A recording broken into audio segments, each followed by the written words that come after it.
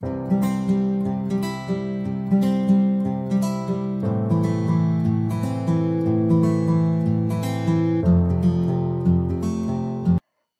বন্ধু বান্ধৱীসকল, ৰাগীতিলৈ আপোনালোকক স্বাগতম। আমি ক্ৰমাগতভাৱে ইণ্ডিয়ান হিষ্ট্ৰী পাৰ্টটো আলোচনা কৰি আছোঁ।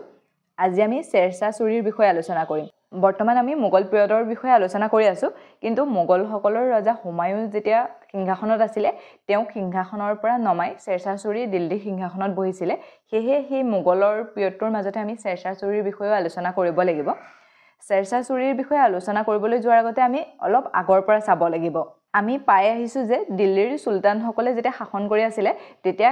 তেওঁলোকৰ শেষ বংশ আছিলে লোদী বংশ। লোদী বংশৰ ৰজা ইব্ৰাহিম লোদীক বাবৰে পৰাস্ত কৰি বাবৰে দিল্লীত মোগল সাম্ৰাজ্যৰ প্ৰতিষ্ঠা কৰিছিলে। সেই লোদী বংশৰে কিছুমান সামন্ত আছিলে। ধৰক কেনেকুৱা ধৰণৰ,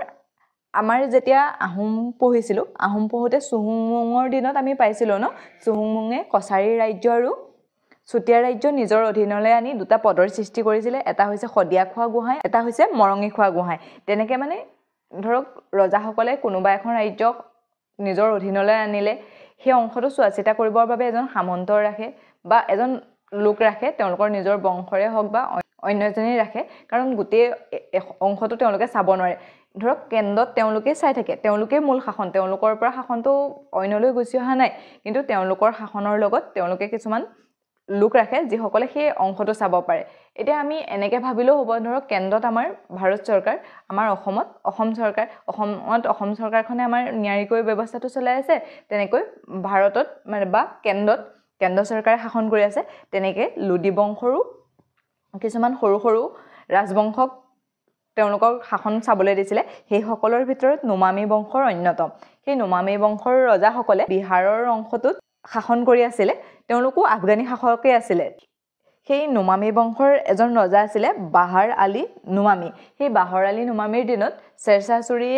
আছিলে। তেওঁ পঢ়া শুনাটো বহুত ভাল আছিলে আৰু বহুত বাহাদুৰ আছিলে। তেওঁ সৰুকালৰ নাম আছিলে ফৰিদ খান, কিন্তু কি হ'ল, যেতিয়া তেওঁ ডাঙৰ হৈছিলে, তেওঁ এটা সিংহ হত্যা কৰিছিলে। তেতিয়াৰ পৰাই তেওঁৰ নাম শ্বেৰশ্বাহ হ'ল। ৰজাই তেওঁক ভাল পালে, তেওঁ বহুত শক্তিশালীও আছিলে আৰু তেওঁ পঢ়া শুনাটোও ভাল আছিলে। তেওঁ শিক্ষা ল'বলৈ জনকপুৰীলৈ গৈছিলে, যি জনকপুৰীক শিক্ষাৰ কেন্দ্ৰ বুলি কোৱা হয়। সেই তাতো তেওঁ পঢ়িবলৈ গৈছিলে আৰু সেইকাৰণে তেওঁক ভাল পাই বাহাৰ আলী নোমামীয়ে তেওঁক জমিনদাৰ হিচাপে নিযুক্তি দিছিলে আৰু সেই নোমামী বংশৰে জমিনদাৰ আছিলে শ্বেৰশ্বাহ ছুৰী। আমি পাই আহিছোঁ 1526 চনত প্ৰথমে বাবৰে ভাৰত আক্ৰমণ কৰিবলৈ আহিছিলে। তেওঁক ভাৰত আক্ৰমণ কৰিবলৈ মাতি অনা হৈছিলে। তেওঁক ৰাণা চাংগা, দৌলত খান আৰু আলম খানে ভাৰত আক্ৰমণ কৰিবলৈ মাতি আনিছিলে আৰু প্ৰথম আহি 1526 চনত ইব্ৰাহিম লোদীৰ লগত যুদ্ধ হৈছিলে। পানিপথৰ প্ৰথম যুদ্ধ 1526 চনত হৈছিলে আৰু সেইখন যুদ্ধ বাবৰ আৰু ইব্ৰাহিম লোদীৰ মাজত হৈছিলে। সেই যুদ্ধত ইব্ৰাহিম লোদী পৰাস্ত হয় আৰু বাবৰে ভাৰতত মোগল সাম্ৰাজ্য প্ৰতিষ্ঠা কৰে। কিন্তু ইয়াৰ পাছত যিসকলে তেওঁক মাতি আনিছিলে, ৰাণা চাংগা, দৌলত খান, আলম খান, তেওঁলোকৰ লগতো তেওঁ যুদ্ধ কৰিছিলে। প্ৰথম 1526 চনত তেওঁ খানবা যুদ্ধ কৰিছিলে আৰু সেই খানবা যুদ্ধত ৰাণা চাংগাক তেওঁ হত্যা কৰিছিলে। আৰু ইয়াৰ পাছত ৰাণা চাংগাক সহায় কৰিছিলে মেদিনী ৰয়ে। সেই মেদিনী ৰয়ৰ লগত 1528 চনত চান্দেৰী যুদ্ধ কৰিছিলে, তাতো বাবৰ জিকিছিলে। আৰু শেষত 1529 চনত ঘাঘৰা যুদ্ধ হৈছিলে আৰু সেই ঘাঘৰা যুদ্ধ ইব্ৰাহিম লোদীৰ এজন ভতিজাক মহম্মদ লোদীৰ লগত কৰিছিলে। সেই মহম্মদ লোদীক তেওঁ হৰুৱাইছিলে, কিন্তু তেওঁৰ কিছু সংখ্যক সৈন্যবাহিনী বিহাৰলৈ পলাই গৈছিলে আৰু সেইসকলেই লগ লাগি আহি শ্বেৰশ্বাহ ছুৰীৰ লগত মানে আহি পাছত হুমায়ুনক আক্ৰমণ কৰিছিলে। আৰু 1530 চনততো বাবৰৰ মৃত্যু হয়। বাবৰৰ মৃত্যু হোৱাৰ পিছত হুমায়ুন ৰজা হয়। তেওঁ 1530 চনৰ পৰা 1540 চনলৈকে সিংহাসনত আছিলে। আকৌ 1555 পৰা 1556লৈকে তেওঁ ৰজা হৈ আছিলে। এই মাজত যে 40ৰ পৰা 55ৰ মাজৰ সময়খিনি নাছিলে, সেই সময়খিনিতে শ্বেৰশ্বাহ ছুৰীয়ে শাসন কৰিছিলে। যেতিয়া হুমায়ুন ৰজা হ'ল, হুমায়ুন ৰজা হোৱাৰ পাছতেই 1531 চনত তেওঁ কালিঞ্জাৰ যুদ্ধ কৰিছিলে। সেই কালিঞ্জাৰ যুদ্ধ ৰাণী কৰ্ণবাহীৰ কাৰণে কৰিছিলে। ৰাণী কৰ্ণবাহীয়ে তেওঁলৈ এখন চিঠি দিছিলে আৰু ৰাখি পঠিয়াইছিলে যে বাহাদুৰ শ্বাহৰ পৰা তেওঁক ৰক্ষা কৰিব লাগে। সেয়েহে কালিঞ্জাৰ যুদ্ধৰ কাৰণে হুমায়ুন আছিলে। সেইকাৰণে মানে এই বাবৰে যে আমাৰ ইফালে বিহাৰৰ ফালে আক্ৰমণ কৰিছিলে, সেইফালে তেওঁ আহিবলৈ সময় পোৱা নাছিলে, সেই কালিঞ্জাৰ যুদ্ধতে লাগি আছিলে। কিন্তু তেওঁ দেৱৰাজ যুদ্ধও কৰিছিলে শ্বেৰশ্বাহ ছুৰীৰ লগত। প্ৰথমবাৰ তেওঁ জিকিছিলে, কিন্তু পাছত যেতিয়া 1540 চনত কনৌজৰ যুদ্ধ হ'ল সেই কনৌজৰ যুদ্ধত শ্বেৰশ্বাহ ছুৰী জিকিলে আৰু হুমায়ুনক ইয়াৰ পৰা খেদি পঠিয়ালে তেওঁ ইৰাণলৈকে পলাই গৈছিলে তেওঁৰ পত্নী হামেদা বানুক পঞ্জাবৰ ৰজা বিৰচালৰ তাত ৰাখি থৈ গৈছিলে আৰু তাতেই আকবৰৰ জন্ম হৈছিলে আমি সেই মোগলৰ পিৰিয়ডটো পঢ়িম কিন্তু মাজতে এইখিনিও আমি চাই যাব লাগিব ন এই মাজত এইখিনি যিখিনি সময় থাকি গ'ল 40ৰ পৰা 55 লে সেইখিনি আমি একেলগতে চাই গ'লে ভাল হ'ব ঠিক আছে আমি এতিয়া শ্বেৰশ্বাহ ছুৰীৰ বিষয়ে আলোচনা কৰোঁ শ্বেৰশ্বাহ ছুৰীও এজন আফগানী শাসকে আছিলে তেওঁ নুমামী বংশৰ ৰজাসকলৰ এজন জমিনদাৰ আছিলে তেওঁৰ সৰুকালৰ নাম আছিলে ফৰিদ খান আমি পাই আহিছোঁ যেতিয়া তেওঁ এটা সিংহ বধ কৰিছিলে সিংহটো বধ কৰাৰ পাছত তেওঁৰ নাম শ্বেৰশ্বাহ পৰে আৰু পাছত তেওঁ নিজে শ্বেৰশ্বাহ ছুৰী লৈছিলে দেউতাকৰ নাম আছিলে হাছান আলী আৰু তেওঁৰ যিটো বংশৰ জমিনদাৰ আছিলে সেই বংশটোৰ নাম আছিলে নুমামী বংশ আৰু তাৰ ৰজা আছিলে বাহৰ আলী নুমামী তেওঁ 1540 চনত হুমায়ুনক হৰুৱাই দিল্লীৰ ৰাজসিংহাসনত বহিছিলে আমি পাই আহিছোঁ 1540 চনত কনৌজৰ যুদ্ধ হৈছিলে আৰু তাতে তেওঁ হুমায়ুনক পৰাস্ত কৰিছিলে তেওঁ পুৰণি কিল্লা নিৰ্মাণ কৰাইছিলে আৰু তাৰ ভিতৰতে কিলাই কাহনা নামৰ এটা মছজিদ বনাইছিলে এইটো সুধিব পাৰে পুৰণি কিল্লা কোনে নিৰ্মাণ কৰিছিলে শ্বেৰশ্বাহ ছুৰীয়ে আৰু হেতু দিল্লীত আছে তেওঁ হজৰতে আল্লাদী উপাধি গ্ৰহণ কৰিছিলে মানে সৰ্বশ্ৰেষ্ঠ তেওঁৰ সমান আৰু কোনো নাই তেনেকুৱা ধৰণৰ উপাধি গ্ৰহণ কৰিছিলে যেটোক হজৰতে আল্লাদী বুলি কোৱা হয় এতিয়া আমি তেওঁ দিল্লীৰ সিংহাসনত উঠাৰ আগত যুদ্ধখিনি চালোৱে সেইখিনিতো আমি পাইছোৱে কনৌজৰ যুদ্ধ দেৱৰাই যুদ্ধ চৌচা যুদ্ধ সেইখিনিতো আমি হুমায়ুন যেতিয়া পঢ়িছিলোঁ তেতিয়া ভালকৈ পঢ়ি আহিছোঁ এতিয়া তেওঁ যেতিয়া ৰজা হ'ল ৰজা হোৱাৰ পাছত কিছুমান যুদ্ধ কৰিছিলে সেইখিনি যুদ্ধ আমি চাই লওঁ 1541 চনত গহকৰ জাতিৰ লগত যুদ্ধ কৰিছিলে তাত জিকিছিলে কিন্তু তেওঁ মানে বাৰে বাৰে তেওঁলোকৰ আক্ৰমণৰ পৰা মুক্তি পাবলৈ ৰহতাছ কিলা নামেৰে এটা কিলা নিৰ্মাণ কৰাইছিলে যিটোৱে মানে এই জনজাতিসকলে পটককৈ তেওঁলোকক আক্ৰমণ কৰিব নোৱাৰে তাৰ বাবে ব্যৱস্থা ৰখা হৈছিলে যিটো বৰ্তমানো বিহাৰত আছে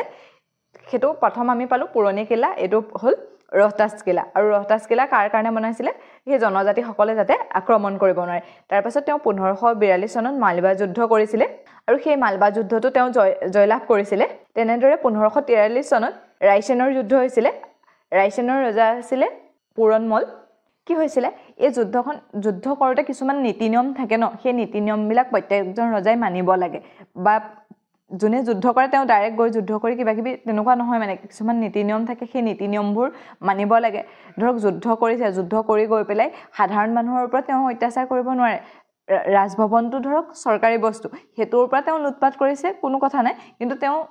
তাত সকলো যুদ্ধৰ নিয়ম ভংগ কৰি তেনৰ ৰাজকিলাও লুটপাট কৰিছিলে আৰু সাধাৰণ জনতাৰ ঘৰতো লুটপাট কৰিছিলে তেনেকৈ বহুত তেওঁ লুটপাট কৰিলে শেষত আৰু সেই সময়টো সেই ৰাজপুতে ৰাণীসকলে জহৰ লৈছিলে মানে নিজে জীৱ থাকোঁতেই জুইত আত্মহত্যা দিছিলে 1944 চনত মেৱাৰৰ যুদ্ধ হৈছিলে মেৱাৰৰ যুদ্ধত সময়ৰ ৰজা আছিলে মালদেৱ মানে মেৱাৰৰ ৰজা আছিলে মালদেৱ কিন্তু এই যুদ্ধখনত শ্বেৰশ্বাহ ছুৰীৰ বহুত লষ্ট হ'ল কাৰণ শ্বেৰশ্বাহ ছুৰী ক'ৰ আছিলে বিহাৰৰ ধৰক আমাৰ এনেকুৱা পলসুৱা মাটি তেওঁলোকৰ মানে এনভাইৰনমেণ্টটো বেলেগ ন কিন্তু মেৱাৰ হৈছে ৰাজস্থানৰ সেই ৰাজস্থানৰ বালি অংশ পাহাৰ পৰ্বত আছে তাত মানে এনেকৈ যুদ্ধ কৰিবলৈ তেওঁলোকৰ দিগদাৰ হৈছিলে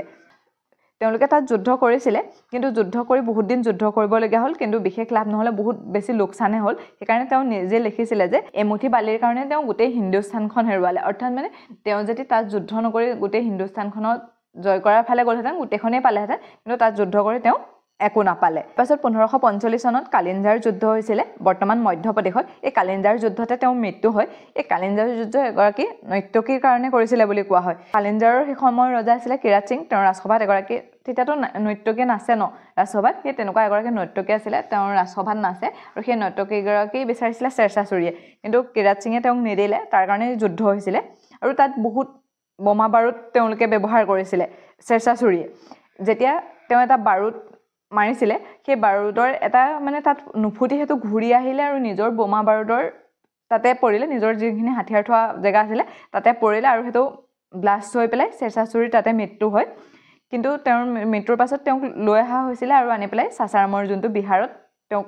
মকবৰা বনোৱা হৈছিলে ঠিক আছে তেওঁৰ মকবৰা এতিয়া ক'ত আছে সাসাৰামত এইটো মনত ৰাখিব তেওঁৰ পাছৰ ৰজা হৈছিলে তেওঁৰ পুত্ৰ ইছলাম শ্বাহ ছুৰী তেওঁ এজন শ্ৰেষ্ঠ শাসকে আছিলে কিন্তু তেওঁৰ আকস্মিক কিবা বেমাৰ হৈ পেলাই 1553 চনত মৃত্যু হয় তেওঁৰ সময়তো হুমায়ুনে পুনৰ আক্ৰমণ কৰিবলৈ সাহস কৰা নাছিলে তেওঁ বহুত শক্তিশালী আছিলে কিন্তু তেওঁৰ পাছত আৰু কোনো যোগ্য শাসক নাছিলে সেয়েহে 1555 চনত যেতিয়া সিকন্দৰ শাহ চুৰি ৰজা হৈছিলে তেতিয়া হুমায়ুনে আক্ৰমণ কৰিছিলে দিল্লীৰ সিংহাসন আক্ৰমণ কৰি সিকন্দৰ শাহ লোদীক পৰাস্ত কৰি পুনৰ হুমায়ুনে দিল্লী সিংহাসনত বহে ঠিক আছে এতিয়া শ্বেৰশ্বাহ চুৰিয়েনো কিনো কাম কৰিছিলে তাৰ অলপ চাই লওঁ পুলাই কুন্না নিৰ্মাণ কৰাইছিলে যেটোক ব্ৰিটিছসকলে ওল্ড ফৰ্ট বা পুৰণা কিলা বুলি কৈছিলে শ্বেৰশ্বাহ চুৰিক আকবৰৰ পথ প্ৰদৰ্শক বুলি কোৱা হয় কিয়নো মানে যেতিয়া যিবিলাক কাম শ্বেৰশ্বাহ চুৰিয়ে কৰিছিলে তেওঁ বহুত ভাল কামো কৰিছিলে সেই কামবিলাক মানে তেওঁ এটা সৰু অংশ পৰা শাসন কৰিছিলে ন তেওঁৰ ৰাজ্য হিমানখিনিলৈকে বিস্তৃত হৈ আছিল সেই কামখিনিক আকবৰে মানে চাই তেওঁ যি কৰিছিলে ন আকবৰে তাকে কৰিছিলে আকবৰে বহুত ডাঙৰ এৰিয়াত কৰিছিলে হেতু সকলোৰ মাজলৈ বিয়পি গৈছিলে সেইকাৰণে গম পোৱা যে সেইখিনি আকবৰে কৰিছিলে কিন্তু তেওঁ সকলোবিলাক শ্বেৰশ্বাহ চুৰিৰ পৰাই লৈছিলে মানে বেছিভাগ শ্বেৰশ্বাহ চুৰিৰ পৰাই লৈ পেলাই তেওঁ শাসন কাৰ্য চলাইছিলে সেইকাৰণে আকবৰৰ পথ প্ৰদৰ্শক বুলি কোৱা হয় আৰু এটা প্ৰশ্ন সুধি থকা দেখা যায় আকবৰৰ ৰাজসভাত এজন তুদাৰমল নামৰ লোক আছিলে যিজন শ্বেৰশ্বাহ চুৰিৰ ৰাজসভাটো আছিলে মানে এইটো এনেকৈ সোধে আকবৰৰ ৰাজসভাত থকা তুদাৰমল কাৰ ৰাজসভাত আছিলে শ্বেৰশ্বাহ চুৰিৰ আছিলে তেওঁ গ্ৰেণ্টাং ৰুটটো নিৰ্মাণ কৰিছিলে মানে জিটি ৰুটটো বনাইছিলে এইটো ইম্পৰ্টেণ্ট হয় তেওঁ পাটনা চহৰ নিৰ্মাণ কৰিছিলে মানে এনেকুৱা যিখন পাটলিপুত্ৰ আছিলে সেইখনক পাটনা কৰিছিলে সেইকাৰণে এইটো সুধিবও পাৰে কেতিয়াবা পাটনা চহৰখন কোনে নিৰ্মাণ কৰিছিলে শ্বেৰশ্বাহ চুৰিয়ে তেওঁ কৃষকৰ ৰায়ত বুলি কোৱা হয় তেওঁ কৃষকসকলৰ দুটা ব্যৱস্থা কৰিছিলে কৃষকসকলৰ কাৰণে বা টেক্সৰ কাৰণে দুটা ব্যৱস্থা কৰিছিলে এটা হৈছে পাট্টা এটা হ'ল কুবিলত তেওঁ পাট্টা দিছিলে পাট্টা মানে এখন কাগজ দিছিলে যে ইমানখিনি মাটি বাৰী আছে আৰু তুমি ইমানটো কৰ দিব লাগিব ইমানখিনি মাটিৰ বিনিময়ত ইমানটো কৰ দিব লাগিব ধৰক আগতে কেনেকুৱা কোনোবা তেওঁৰ সৈন্য সামন্তৰ বেয়া লাগিব তোমাৰ সৰহকৈ মাটি আছে বুলি সৰহকৈ টেক্স লৈ আহিব তেনেকুৱা ধৰণৰ আছিলে কিন্তু সেইটো নাইকিয়া কৰি যে প্ৰকৃত হিচাপটো ইমান আছে তোমাৰ সিমানেই তুমি টেক্স দিব লাগিব তেনেকৈ তেওঁ এখন পাট্টা দিছিলে ৰাজসভাৰ পৰা মানে এখন পাট্টা যায় আৰু যিজনৰ কৃষক বা যিজন লোকৰ ওচৰলৈ যায় তেওঁ চহী কৰি দিয়ে সেইটো কুবিলত ব্যৱস্থা বুলি কয় যে হয় মোৰ এইটো শুদ্ধ তেতিয়া মানে তেওঁলোকে কম থকাখিনিয়ে বেছি দিব নালাগে বেছি থকাখিনিৰ পৰা কম নাহে তেনেকুৱা এটা ব্যৱস্থা প্ৰচলন কৰিছিলে তেওঁ জাৰিবান টেক্স নামৰ এটা টেক্স প্ৰচলন কৰিছিলে যিটো মাটি বাৰী থাকে লোকসকলে সেই টেক্সটো দিব লাগে অৰ্থাৎ মানে সেই পাট্টা বা কুবিলত সেইকাৰণেই কৰিছিলে যে শুদ্ধকৈ জাৰিবান টেক্স দিব পাৰে আৰু সেই জাৰিবান টেক্স উঠাবৰ বাবে এটা পদবীৰ সৃষ্টি কৰিছিলে যিটোক কনগো বুলি কোৱা হয় আৰু তেওঁৰ সকলোতকৈ ভাল গুণটো আছিলে তেওঁ ধনী আৰু দুখীয়াৰ মাজত ভেদভাৱ নাইকিয়া কৰিছিলে মানে তেওঁ ধনী মানুহ বা দুখীয়া মানুহ তেনেকৈ চোৱা নাছিলে তেওঁ সকলোকে সমান বুলি ভাবিছিলে তেওঁ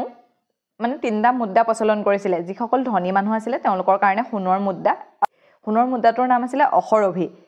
তাৰপিছত মধ্যবিত্তখিনিৰ কাৰণে ৰূপৰ মুদ্ৰা প্ৰচলন কৰিছিলে যিটোক ৰুপিয়া বুলি কোৱা হয় আৰু দুখীয়াসকলৰ কাৰণে তামৰ মুদ্ৰা যিটোক দাম বুলি কোৱা হয় এইকেইটা মানে তেওঁ যিসকল ধনীৰ কাৰণে সোণৰ মুদ্ৰা তেওঁলোকে সোণৰ মুদ্ৰা এফৰ্ড কৰিব পাৰে কাৰণে সোণৰ মুদ্ৰা দিছিলে মধ্যবিত্তৰ কাৰণে ৰূপৰ মুদ্ৰা আৰু দুখীয়াৰ কাৰণে তামৰ মুদ্ৰা মানে এনেকুৱা হয় যে এইটোৱে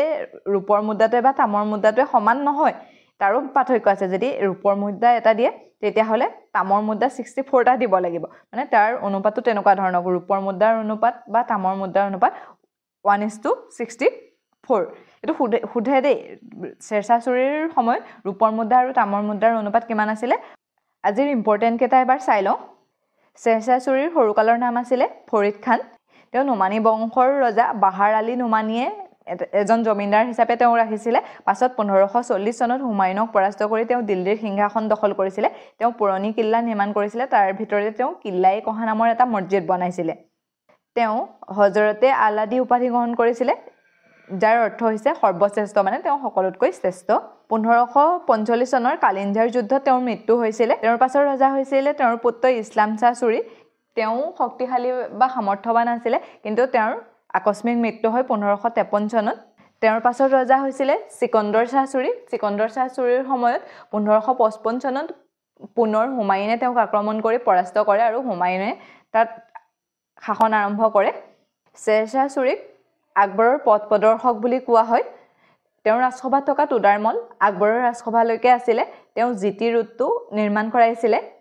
শ্বেৰশ্বাহ চুৰিক কৃষকৰ ৰায়ত বুলি কোৱা হয় তেওঁ পাট্টা আৰু কুবলিয়ত ব্যৱস্থা প্ৰচলন কৰিছিলে তেওঁ জাৰিবান টেক্স আনিছিলে আৰু তাৰ উঠাবৰ বাবে গণগু নামৰ এটা পদবীৰ সৃষ্টি কৰিছিল ধনী আৰু দুখীয়াৰ মাজত তেওঁ ভেদভাৱ ৰখা নাছিলে ধনী মানুহৰ কাৰণে সোণৰ মুদ্ৰা মধ্যবিত্তৰ কাৰণে ৰূপৰ মুদ্ৰা আৰু দুখীয়া মানুহৰ কাৰণে তামৰ মুদ্ৰা প্ৰচলন কৰাইছিলে সোণৰ মুদ্ৰাক অসৰভি ৰূপৰ মুদ্ৰাক ৰূপয়া তামৰ মুদ্ৰাক দাম বুলি কোৱা হয় ৰূপৰ মুদ্ৰা আৰু তামৰ মুদ্ৰা অনুপাতটো আছিলে 1:64 আৰু তেওঁৰ সময়ত পুলিচ ব্যৱস্থা বহুত কঠোৰ আছিলে ঠিক আছে আজিলৈ ইমানতে এৰিছো অন্য এটা ভিডিঅ'ত লগ পোৱাৰ প্ৰতিশ্ৰুতিৰে